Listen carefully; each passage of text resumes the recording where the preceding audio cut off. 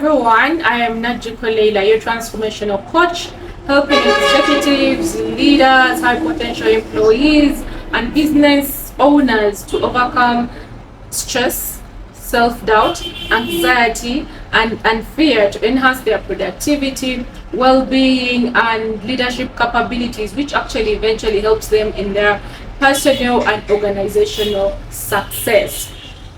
So today I want us to discuss how effective communication at the workplace can help employees or staff like you to overcome fear, self-doubt, stress, and anxiety.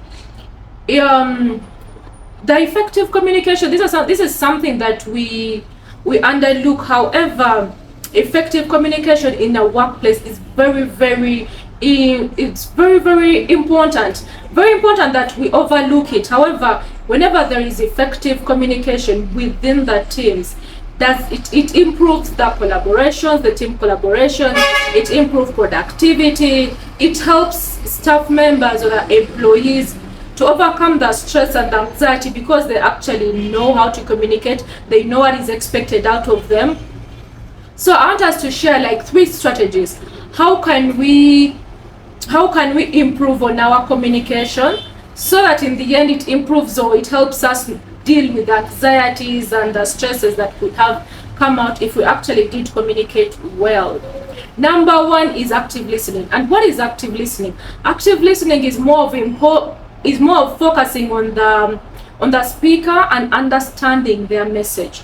Very many times you find staff going to their leaders or anyone, they have an issue that is disturbing them, but because we are too busy, find someone too busy on their machine and they're not giving the full core focus, the full eye contact, and in the end they end out missing out on why this stuff has come to them. So when you actively listen, it helps you to support the staff better, it helps you to fill in the missing gaps, it helps them to address some of the things that were actually affecting them. But if you do not actively listen, you're going to end up giving them wrong advice or wrong suggestion because you did not actively listen to know what they wanted, what kind of support they needed, and you being able to support in the right way because you actually listened. And sometimes you're trying to talk to someone and they're on phone. That is not active listening because something on the phone is going to actually take up your mind. So give the person full attention and actively listen. Do not hear to respond. Actively listen. Number 2 is clear and concise messaging.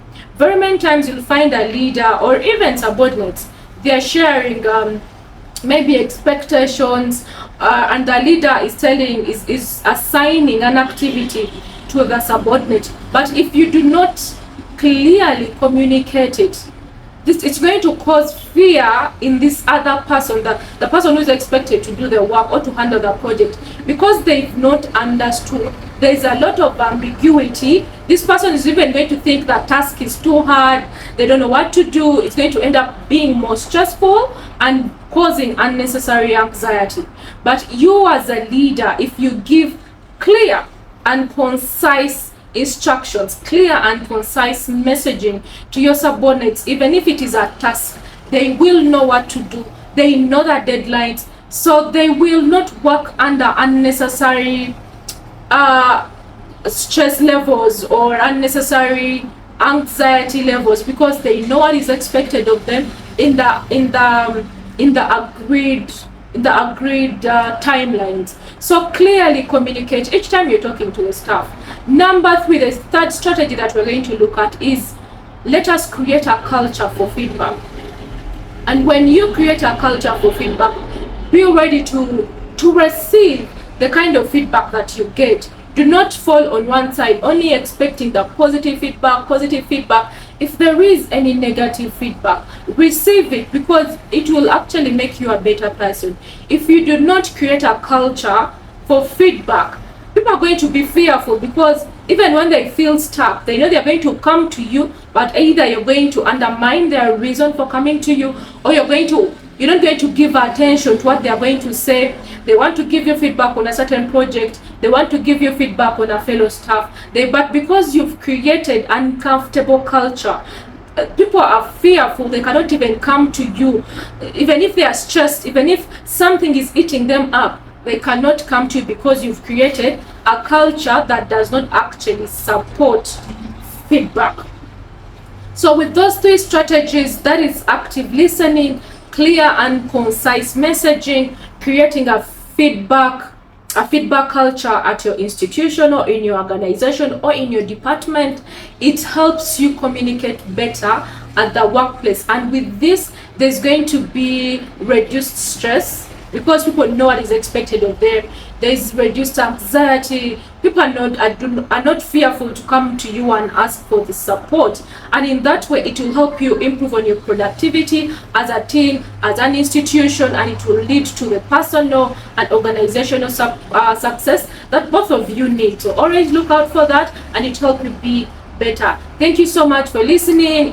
Share in the comment section, for you, how do you handle communication at your workplace? How do you effectively communicate? Or from the strategies I've shared, what is that one strategy that you're going to start right away?